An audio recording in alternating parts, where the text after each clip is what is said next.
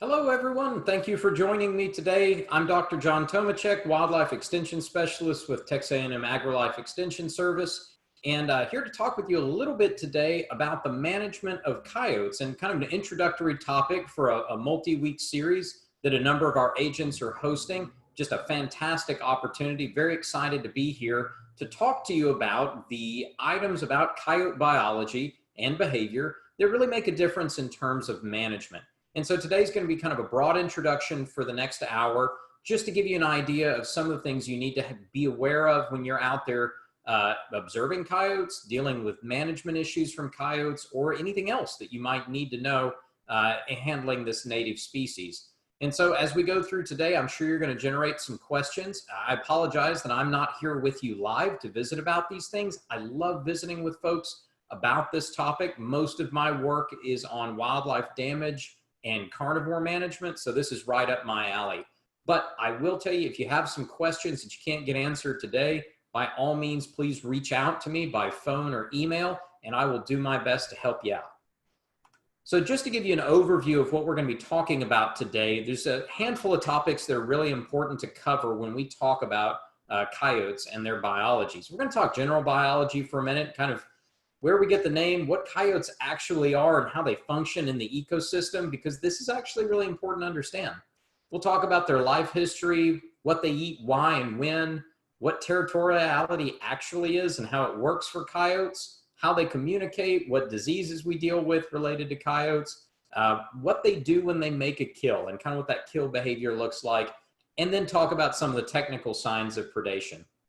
And my goal throughout this talk is to relate everything we talk about in biology back to practical management needs, to give you kind of the why of what I'm talking about. Why do I need to know about how coyotes communicate and manage territories? Well, there's some practical ramifications for you as a person if you're managing livestock or wildlife or just taking care of your property.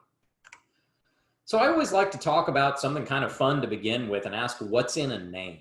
It's really important for us to take a step back and ask ourselves, what is this thing that I'm dealing with? What do we call it? Why do we call it that? So the carving here is from some Aztec ruins in southern Mexico, and this is a carving of a coyote from thousands of years ago that the Aztecs put on this stone, and we see it today. There are a lot of common names for anything out there in the environment. You'll hear coyotes be called song dogs, God's dog's one that's been out there, Spanish jackal, prairie wolf, which by the way is the actual English common name for a coyote. The word coyote or coyote in Spanish comes from a native Nahuatl word, coyotl, which just means singing dog. All right, so the Nahuatl people were some of the first that the Spanish encountered in the New World in terms of that language. And they said, what the heck is that thing? And they said, oh, coyotl. And the Spanish heard coyote, and we went with that. But in the New World, as far as English speakers go, they said prairie wolves. This was coined by Lewis and Clark, right? Because they came into the prairies for the very first time and they saw these things and they go, it looks like a wolf, but it lives in the prairie. What the heck is it? How does it live its life? And that's where we started thinking about these animals. For us that are from European ancestry, we think about them kind of like wolves. And in fact, really, Europeans didn't pay much mind to them at all until the mid to late 1800s. Wolves were still plentiful in the New World. Coyotes just really weren't much a source of concern. And so early Europeans in the northern US especially just didn't pay attention to them because the pelts were pretty much worthless until the late 1800s. And in that era, predators, nobody really cared if it wasn't going to eat me, right? Or the pelt wasn't worth something. It just doesn't make any sense. So what is this thing that's out there in the environment? How does it actually behave? Let's just talk about some basic biology. So first off, look, I'm a sportsman, I'm a hunter, I'm a trapper, and I enjoy taking photos with stuff. And if you've ever been an angler and have somebody taking the fish photo, it's like, here's my cell phone. My cell phone looks this big next to my face. But if I hold it up to the camera, God, look at that giant cell phone. It's huge. Coyotes are not that big, to be honest with you. And it doesn't matter if we're in Michigan or we're down in southern Mexico. So people say, God, I killed a 90-pound coyote. No. So typically they live 6 to 8 years, if not harassed. In the wild, 3 years is about as much as a coyote typically gets. Average size, they'll be as small as 8 pounds as adults or as heavy on average as 20, 25 pounds. Bobcats, mature bobcats, usually heavier than a coyote. They're fluffy and they're lanky, so they look big. The largest one I ever caught weighed the better part of 40 pounds. It was on a project. We weighed it. Unusual, very large coyote, very, very strange. They're just not that big. What's their diet? Guys, a little bit of everything. They really are, even though we think about them as a carnivore and they look like a carnivore, they're an opportunistic omnivore. They'll eat anything they can make a meal out of, and the easier the better, right? So if it doesn't run away like food on a prickly pear cactus or a dewberry bush, yeah, that's what we want. Trash, wonderful. My mother has dewberry bushes, and she hated the deer for years because she thought the deer were eating her dewberries. Coyotes would come in and pluck all those lovely dewberries off because they don't run away. The other thing to remember is coyotes were not the biggest, baddest thing out there. Gray wolves were. And so coyotes are adapted to essentially live off scraps and bits, and they scavenge a whole lot. Gray wolves are obligate carnivores. They have to consume meat and pretty much fresh meat. The same is true for our cats, right? Bobcats have got to eat meat. They actually don't eat any plant matter. And so we see a lot more predation from bobcats than we do coyotes. Not saying coyote predation is not a problem. Absolutely can be. But in terms of their diet, that's what we get. When are they active? I'll be honest with you, on research projects, kind of all over the place. But in areas where coyotes are trapped and harassed and harvested and the normal stuff, usually anywhere from the pre-dawn period, right before dawn, and then in twilight at night. They really work best in those low light conditions because they can see fine, but prey animals have a hard time seeing, and their coat helps them blend in. Natively, these animals are all over the north and central United States in that prairie area, all the way down to, all the way up to south central Canada and as far south as the Panama Canal. Coyotes have been around a long time. Texas has always had coyotes. That can't be said for every state in the US, but for us, we've always had them.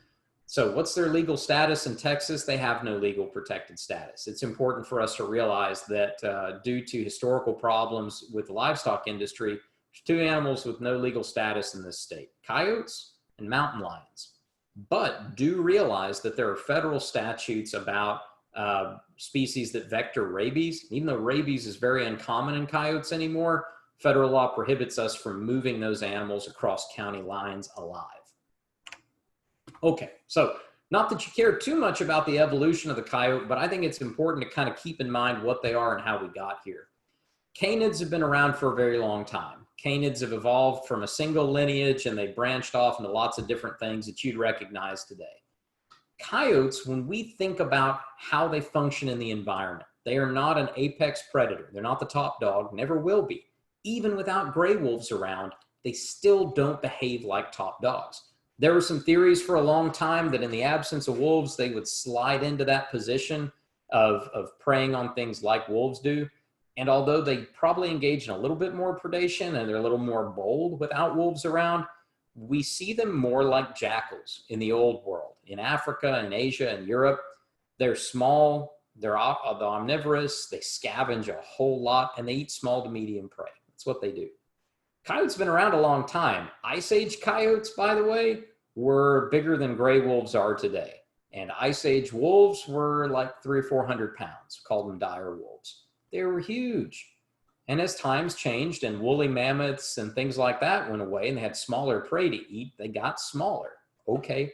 But the function wasn't much different. Coyotes today, we talked about their sizes, and folks ask me all the time, they say, you know, what is the likelihood that I've got an animal out there in the environment that is a hybrid with some domestic dog, call them coy dogs? Yeah, that happens, sure does. But it's not the most common thing that you're going to encounter. So just so you understand, coyotes range all over the place, and we've got a number of distinct subspecies of coyotes that people have plotted over the years based on a number of things. The point of this is they can exist in almost any environment you can imagine. They're habitat generalists. They don't really care too much about anything as long as they can find something to eat, and they're very well human adapted. We are actually wonderful for them because humans make a lot of trash, and we leave food around that those coyotes could consume. So when we think about what makes coyote habitat, just about everything, including the fact that coyotes don't necessarily have to have free water to consume. They've done research studies before showing that coyotes need very little water that they don't get from their prey or from their diet. So we've got an animal that really is able to withstand almost any kind of condition out in the environment. Now, like I said before, we've always had coyotes in Texas as far back as we know, but I do want to point out, if you're from other parts of the country originally, or you go to other places, they haven't always been there. In this map shows you in earlier times, there were areas that had coyotes, and then they've expanded broadly. And a lot of this has to do with environmental change from humans, making the landscape easier for coyotes to inhabit, and also with things like the red wolf being extirpated from the southeast US, allowing coyotes to expand in that range, and gray wolves being removed from other places, allowing this expansion. Because again, in an environment where food resources are limited, you don't move as much, right? Coyotes, even though they're habitat generalists, they don't do well in very thick wooded environments. They do better in kind of a mixed grassland, woodland environment, which tends to be what humans create, right? We create this mix of cover and no cover. And just as a sidebar, before we move on from biology, anybody says to you they've seen a black wolf, I just want to point out, this is a good example. This is from Central Texas a few years ago.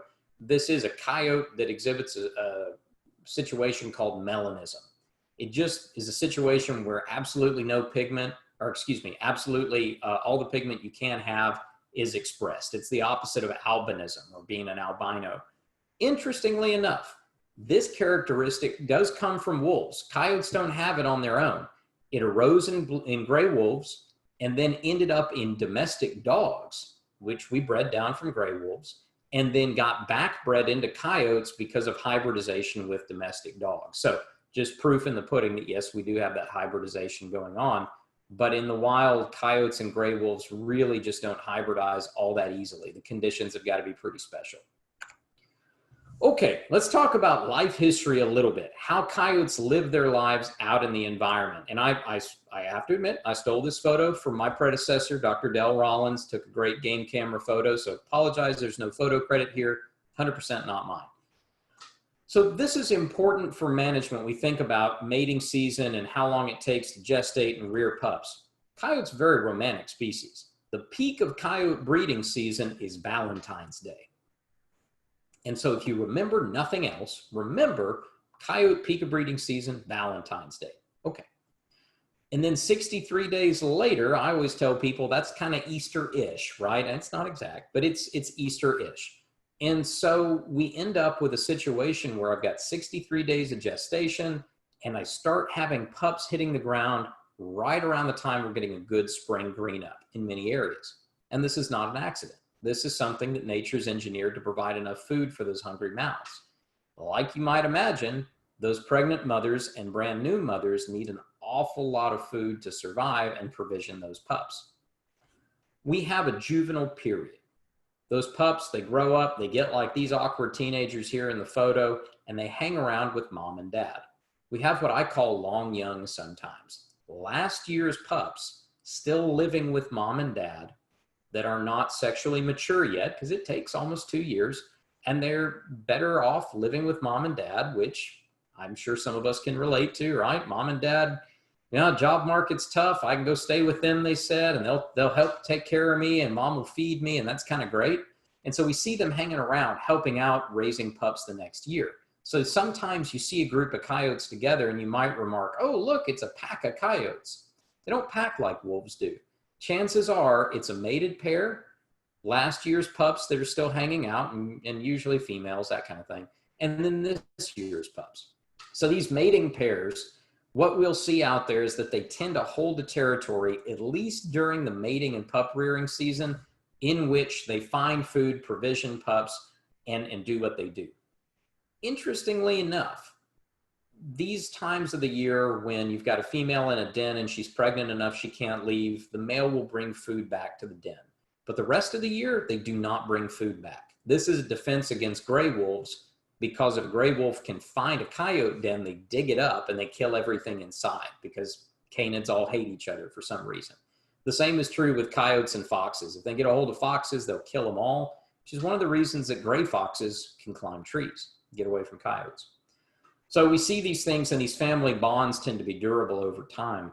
What are the lessons for management here? Most of the predation losses we experience happen during this whelping pup rearing season, simply because there's a lot of nutritional requirements out there. And if we've got vulnerable young hitting the ground, like new lambs or new kids, this tends to be when we get those problems. Or even if we're calving, right? Not a whole lot of calf loss compared to small ruminants, but most of the losses we have from calves to coyotes happen in the first 24 hours of life. You can get through that period, they're fine. Calves are pretty big and stout once they get a little time behind them, but not at that moment. And again, predation is a learned behavior. So we often talk about when we get animals that are killing livestock, it's important that we remove those offending animals, because coyotes don't come out of the womb wanting to go eat livestock. I know that can be hard for us to accept. I grew up in a livestock raising family. The reality is it's for the most part learned. Now, I'm not saying that a coyote doesn't try something new and see how it works out. Obviously, predation on livestock had to come from somewhere, but it is not necessarily what they're going to do. So we get these offending animals that are killing stock. We want to go ahead and remove them as quickly as we can so they don't teach that behavior. So when we talk about territoriality, this is something that's hard for us to see out in the environment, but there's a real form and function to it. And so the simple function of territoriality with coyotes is to provide an area that I can maintain that's going to give me hunting grounds to fulfill my dietary needs and my water needs if I've got some, and make me happy. How this evolved over time, nobody's really sure about. And what are the scale and sizes of coyote territories? Guys, it depends. We've done some research in the last few years in South Texas on a coyote population that's unhunted and unharvested, and it depends. I've seen coyote territories as small as 200 acres, and I've seen them as large as 60,000 acres. Of course, the time it takes to cover that ground differs depending on how large it is. And right now we're asking some questions in that research about what's the family structure of adjacent territories and how does that happen?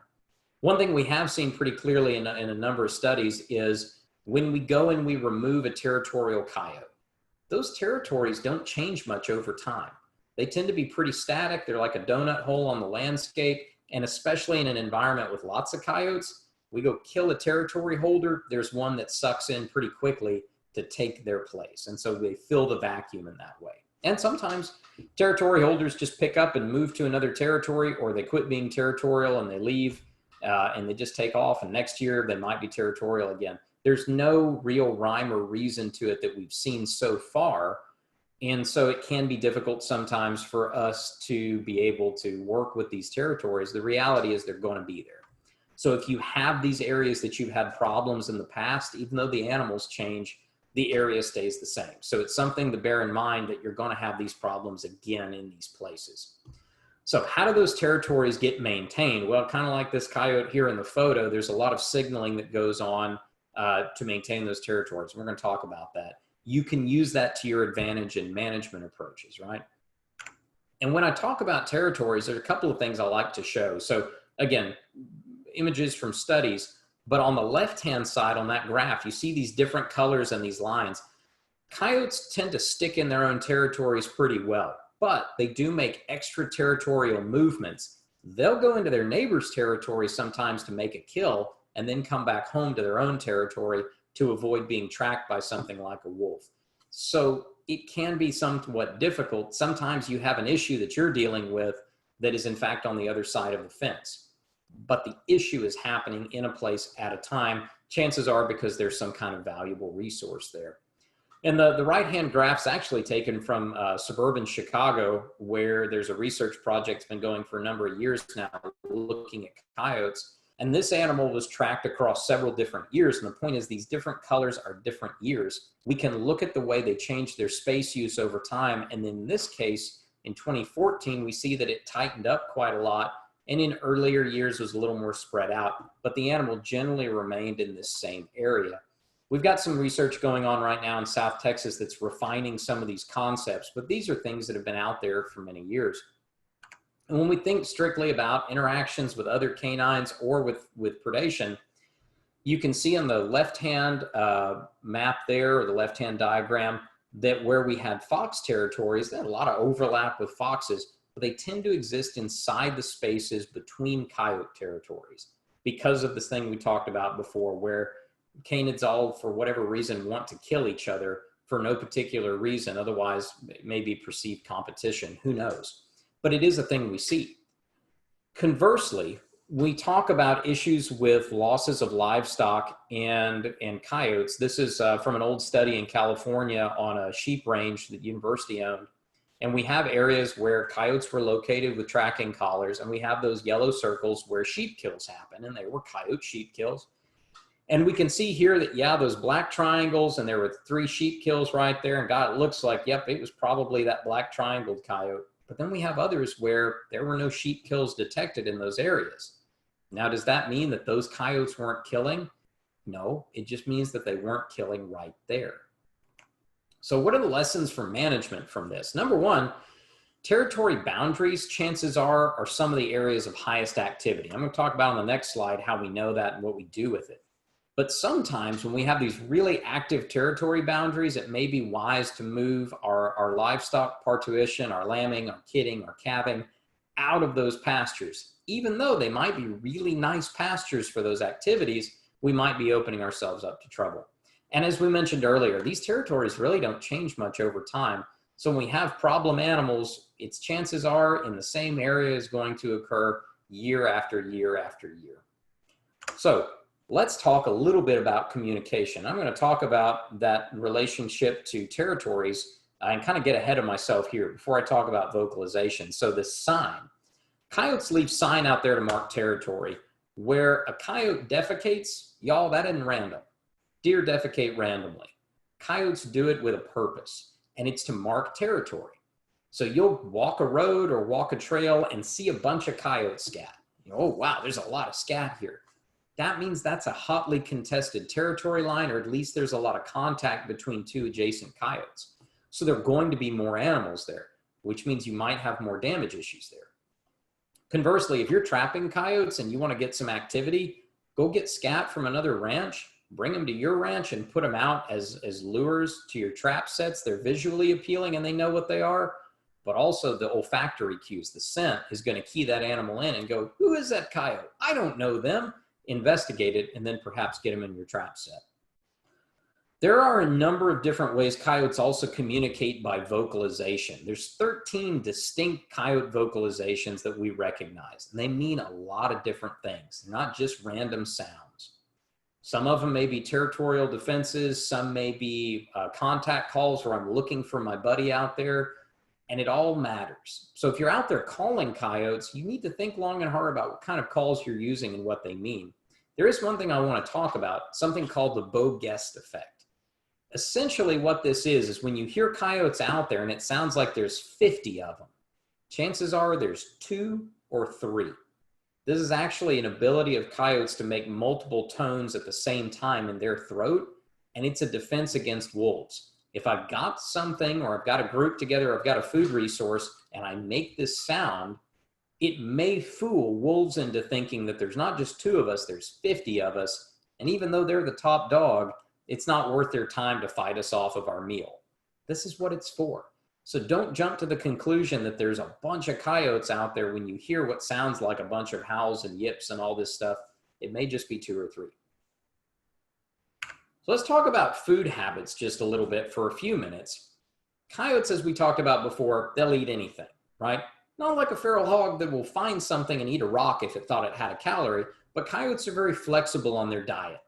They can consume just about anything, get through almost any time of the year or situation. And they vary this stuff seasonally to get by. Really, what drives them is simply availability and how difficult it is to get that meal. The reality is that coyotes are inherently pretty lazy, like most predators are, and they're only going to work as hard as they have to get a meal. We had an area where we had a coyote tracked on a project, and I'm telling you, it was an old man, and he got up once a day, and he made his rounds, right? And he stayed in a 200-acre area, and he went from the water trough to an old barn that they stored sacks of cattle cubes in, and he did some other stuff, and they went laid back down. His territory was all a large trap that this particular ranch catches and keeps calves in when they're branding or vaccinating or tagging or doing whatever else. And they never had this old man kill a single calf. Why? Why would he bother? He's getting up and going and eating mice and rats and stuff like that under the feed barn every day, and maybe some spilled cubes too, because they can eat that. And then he's going back to bed. So they're only going to work as hard as they have to. Seasonal variations are where you're going to see a lot of that effect, right? What's the need of the coyote as far as its food, especially if I've got a pregnant mother, right, or a lactating mom? Those ladies always need a lot more nutrition than everybody else, right? If you're a livestock raiser, the same is true for your livestock. If I've got a pregnant female or a female with new young, they've got a high nutritional requirement. So we're going to see most of that in that spring and early summer time frame. Fall and winter, we see some issues. There's a lot of scavenging that goes on at this time of year because vegetative resources are limited. In the spring and summer, when there's fruit to be found or other vegetation that they can consume and make a meal, you'll definitely see it. Back in the drought of 2011, we saw a lot of coyotes eating shelled corn at deer feeders. It's not great for them, but they can do something with it. So we tend to see most of our predation really in this early spring time of year or in the winter when food gets limited if there's not enough to scavenge. And so when we think about how to plan for these things, I want to talk about those management implications a little bit.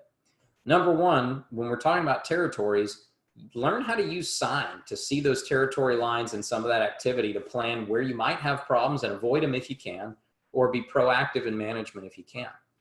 Also, these food habits, they change throughout the year, so try to leave that alternative prey abundant. Your grazing has an awful lot to do with the rate of predation. If you take that grassland resource and you peel it down to almost bare ground, you're pretty limited on mice and rats and rabbits and that kind of stuff because, yeah, it's not hard for that hawk to find those things and eat them. And then that prey goes away. Without that prey base, issues on livestock are going to go up because coyotes got to eat something. And then when you can avoid kidding or lambing or calving at these times of greatest need in the year, this spring, summer time frame, definitely would move that if I can help it and just try to avoid those biggest problem periods. So I want to talk a little bit about coyotes and disease just in broad terms for a few minutes, because this is something that we don't often get a lot of opportunity to really drill down into.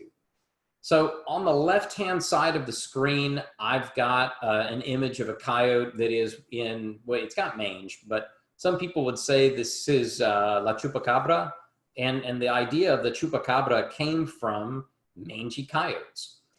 And when you get a coyote that's this late stage in mange, this is what I'd call like a stage 4. All they've got left is a little bit of fur on their ruff between their shoulder blades, and that's about it. They're in bad shape, y'all. They are not going to survive. It is a mercy to go ahead and ease them on to the next world because they're hurting pretty bad. This is not something they're going to recover from. When we think about coyotes out in the environment, we have a lot of tick-borne diseases. In this state, in other states, tremendous problem. Research done in the northeastern US looked pretty hard at the implications of a few predators, foxes and coyotes among them, on Lyme disease transmission. And what they found is that these two animals ate different sized prey, but with both of them out in the ecosystem, incidence of Lyme disease went down because prey did not become overabundant.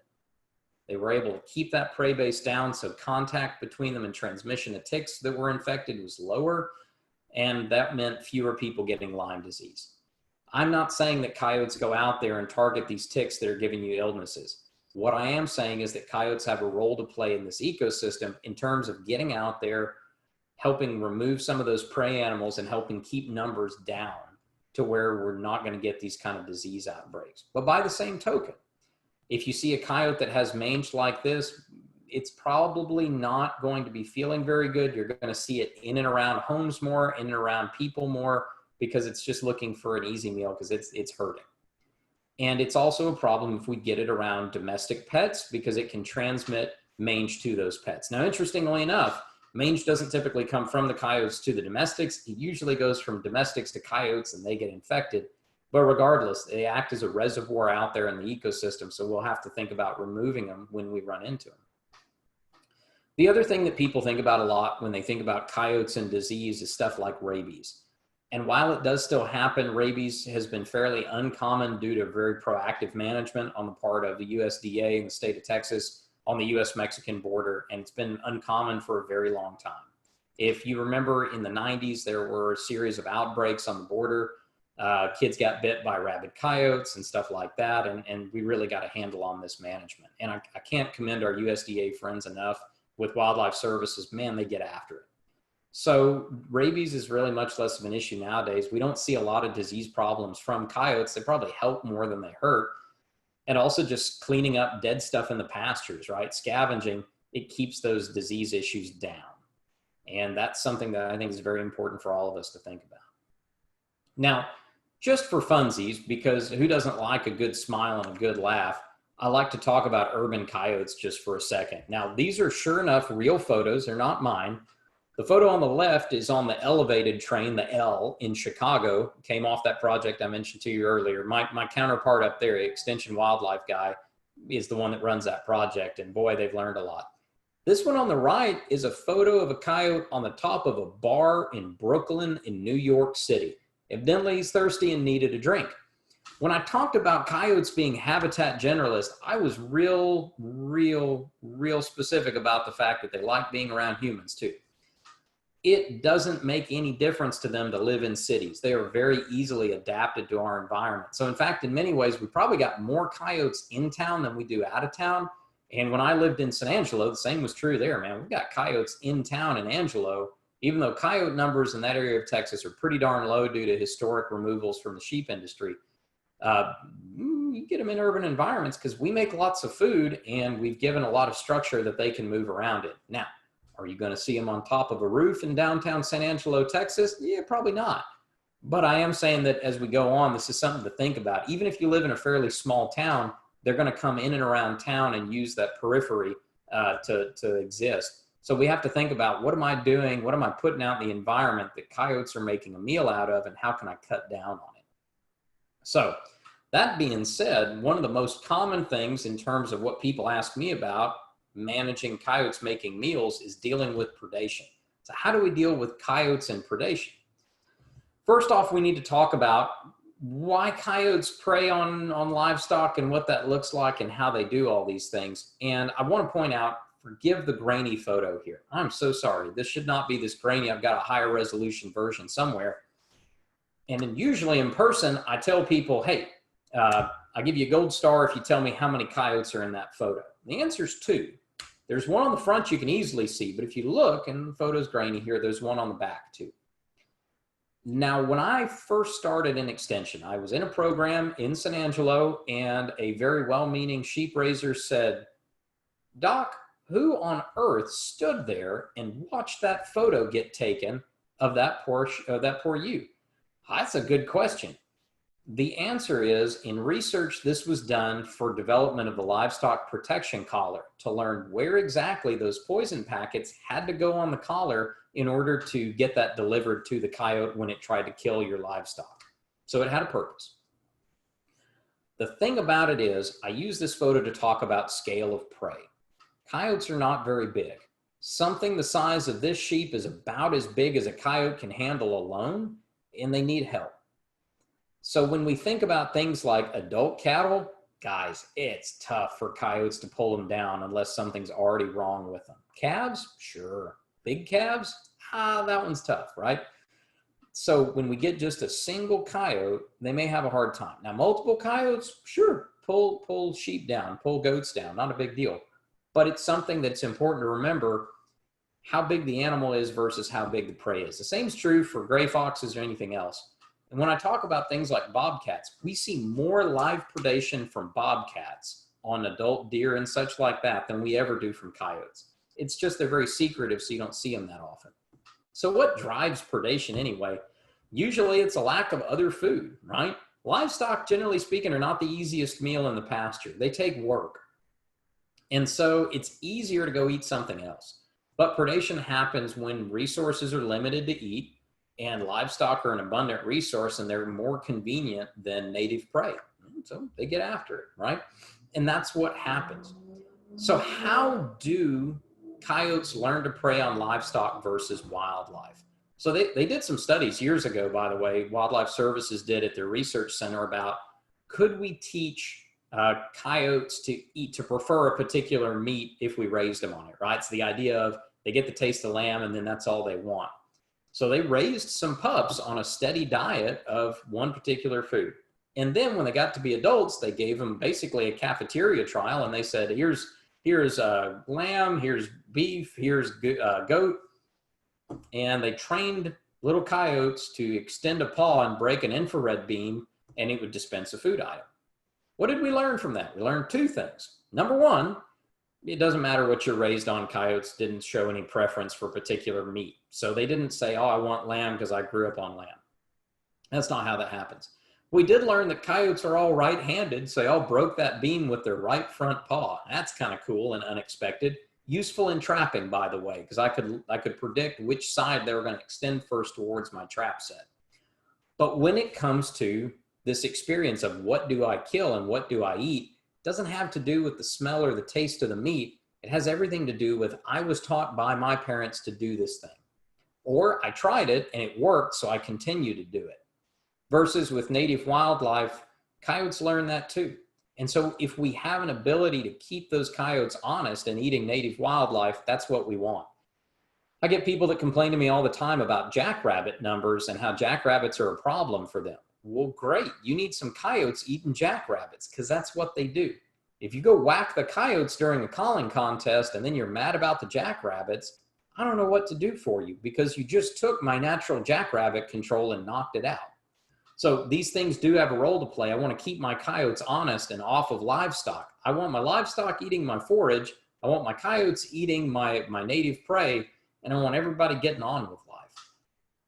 So we talked about the timing of predation. In the natural world, coyotes are timed to take advantage of things like rabbits being born, mice and rats, and then when they get a little bit bigger, when the pups get a little bigger, deer fawns and that kind of thing. That's what they're timed for. So if you can avoid that period with your animal husbandry, you might do pretty well. Now, some people say, John, I still lamb at that time of year because the coyotes have got so much to eat on my ranch, I don't care about my livestock. Okay, fair enough, right? If your experience is that you're such a good land steward that coyotes have got so much alternative prey they never fool with your livestock, man, you've got it figured out. But if you don't have that situation, you might consider avoiding that time of year to just not be there when there's a problem. So when we talk about predation signs, we talk about if I have a carcass in front of me, how do I tell that a coyote did the killing on that carcass? That's a great question. We talk about this pretty frequently, and I do whole programs on predation ID, and I'd love to teach y'all all about it sometime. Get with the county agent, say, we want him to teach us about predation ID and how to do it. Glad to do it. That takes a while. I don't have a while, I've got a few minutes. So we do a few things. When I get a carcass that it looks like something killed it, I'm going to find any bite marks I can. Now with coyotes, it's usually going to be behind or below the ear and behind the jaw, because what they're trying to do is get a good grip on the throat and strangle that animal. They're not trying to puncture the jugular or the carotid. They're trying to strangle it out so it can't breathe and it can't get away. The blood loss is just a secondary thing, but they're going to leave bite marks. When I get those bite marks, there are going to be some distance between the canine punctures. We call this intercanid distance. So what I want to do is skin back and get down to that meat. And I like to get a little cheap piece of plexiglass or something, lay it down, make a mark with my felt tip pen. And then after the fact, I'm going to take out my handy dandy 6-inch ruler. I don't need anything more. I can fit it in my shirt pocket. And I'm going to measure the distance between those two bite marks. With with coyotes or adults, it's usually about 1.8 inches, 1 3/4 inches, somewhere in that ballpark. And those tooth holes are going to be oval and fairly small, right? They're not going to be big and hunky. They're pretty small. If you've ever handled a coyote skull, they're not that big. If they're round and they make nice round holes and they're pretty large, you might be dealing with a feline, right? Some feline issues because their canines are a lot larger in diameter and they don't have an oval cross section, they have a round cross section. So again, as we talked about already, you're going to find these bites mostly behind the jaw and below the ears. They're trying to get in there and get that grip, just like we saw in that photo a couple of slides ago from the last slide on the LPC. This one here. you can see how that coyote is getting up underneath the jaw. And essentially what they're going to try to do is grab the windpipe with their lower canines and pull it and squeeze it up against the jawbone and cut that air supply off.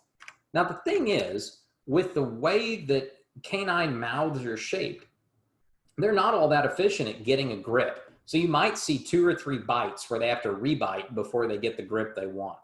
You'll see this as well, by the way, with your pet dogs. You ever seen a dog like play with a rope toy or something, and they're going to bite and bite, bite, bite again? This is rebiting. And so you'll see it. It looks like multiple punctures. Just be patient. Find 2 punctures that are paired up, and you'll be able to get there. So when we see that carcass being consumed, usually the coyotes are going to go for some of those internal organs first. Again, they're not top dog in the system, so they're not programmed to eat a lot of meat right away. Things like the heart and the liver and the kidneys, these are more nutritionally complex and more valuable than meat is. So if you grew up like me with a kind of family that ate a lot of organ meat, man, we ate a lot of organ meat. God. And I like it, but man, you can't eat a lot of it. It's not good for you. You'll get gout and that kind of thing. This is why those old folks that we grew up around prize that organ meat. Or if you grew up in the culture I did, just traditionally, we weren't all that wealthy, so you could get organ meat. But it was considered very valuable. Same is true for coyotes. So you'll often see that viscera gets consumed first. Not a lot of consumption on the intestines or on the stomach contents unless they're really desperate, right? Especially on herbivores. But if they're really desperate, they might. Otherwise, they're going to go for that other stuff and then move on to the meat. Often the rumen on our ruminant animals is going to be left totally alone because it's just not, once you get that mix going on in there, there's not a lot they can do with it nutritionally. It doesn't smell appealing. Usually when we get entry into that carcass too, it's going to be rear facing from the abdomen. So they're not going to come in through the ribs or in front of the ribs. They're going to come in behind the rib cage or even around the anus and work their way in. And so you'll be able to see this. And I can bore you all day long with a million different photos of coyotes making entry into carcasses. The exception, of course, is when scavenging birds go ahead and make those first entrances for you. Because you think about coyote teeth, they're actually not made to rip holes in things. That's not what their teeth are built for. They can, but it's not very efficient. Our birds are much better at it. So in many ways, the coyotes take advantage of these birds getting there first. What we'll often see is what I like to call rough feeding. So those coyote incisor teeth, they don't meet up very well. They're overbitten and they're not super compressed either. So what they're going to do is bite at that meat and pull at it. And you'll get this, what looks like shredded beef or pulled pork texture to that edge, as opposed to cats that when they bite down, it's kind of a clean edge. And this, by the way, is why your M44 device works on a bite and pull kind of thing, because this is how canines all feed. Watch your dog play with a rope toy or a piece of rawhide or something. This is how they feed. They always bite and pull. Other animals don't do that. And so this is very specific. That's why that M44 is considered such a specific tool, because it's just canines alone. You're going to see not only this rough feeding, but a lot of rib damage from coyotes when they start eating around the ribs, because they're not clean at pulling that meat off the bone. And unlike a cat that, has got their rough tongue and they're very clean incisors, coyotes tend to gnaw and bite and chew on those ribs. And so you're going to see a lot of rib damage. Oftentimes also the remains are going to be scattered, but not drug a very long distance. They're not moved with any particular fashion. They're just scattered around as those animals are feeding. So again, you'll see a diffusion of carcass parts, but not drug in some distance and buried like a cat might. And because I reference these different shapes and features and everything, I do want to show you what I'm talking about. So you can see the coyote skull on the right hand of my screen. You can see how the canines are overbitten and they don't fit flushly together, versus the cats, mountain lion on top, bobcat on the bottom. The canines are all very much the incisors are all very much in a clean line and they're very compressed. So when they bite, it almost looks like you cut it with a serrated knife as opposed to shredding it. So one other thing I want to talk about in terms of predation issues is young coyotes. This is kind of a weird deal. So young coyotes, mostly yearlings, and some of these 2-year-olds still living with mom and dad, that kind of thing, sometimes they attack prey in manners similar to feral dogs because they're figuring it out. They cause lots of wounds without actually consuming or killing anything. So you might see like tails mutilated, faces mutilated, that kind of thing, but the rest of the sign looks like coyotes. Attacks on livestock may be higher from this group, but actual losses due to the attack are probably lower. Then secondary infections are your problem, unless you happen to catch it right away, right? But most of our livestock are just not built to deal with this kind of infection issue. So you will see some of this, and it often looks like feral dogs, but don't jump to that conclusion right away. You may have these kind of issues. Oftentimes happen about this time of year, actually. So again, we talked about several things that have to do with when coyotes attack, and I just wanted to show you some of these photos and a few other things. On the top left, you can see what I mean about where these bite marks occur. And when you're skinning back these wounds, we want to focus on the things that happened when that animal was alive. And the easiest way to do that is to look for these dark hemorrhaging areas, these hematomas, and you'll see where this hemorrhagic staining occurs, and the bite marks are very clear, and then out from there it radiates. But you can see clearly these puncture marks. You want to find two that are matched up, like the photo on the top right, and then measure the distance between those two, top or bottom. And again, when you encounter that animal out in the landscape, it may look like it has the throat pulled out, like this sheep here. And so what you need to do is take your good sharp knife and just skin back, especially on wool sheep, because it can be very tough to see. And you want to get down to that subcutaneous layer. So guys, I'm about out of time for today. And I just want to go back over a few things we've talked about. Again, coyotes they're just a part of the central and western US. They've been here, they're going to be here. Trust me, they're not going away anytime soon. There were concerted efforts in the early 20th century to get rid of them, using a lot of tools that are not available today. And even with all of those things, we were not successful in doing that. Coyotes are not going away.